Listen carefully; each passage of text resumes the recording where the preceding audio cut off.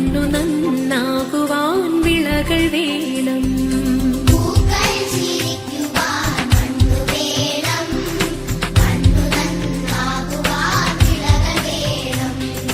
വാക്കുകൾ വിത്തായി വിളയിക്കുവാൻ വേണം വിദ്യാലയം, പൊതുവിദ്യാലയം.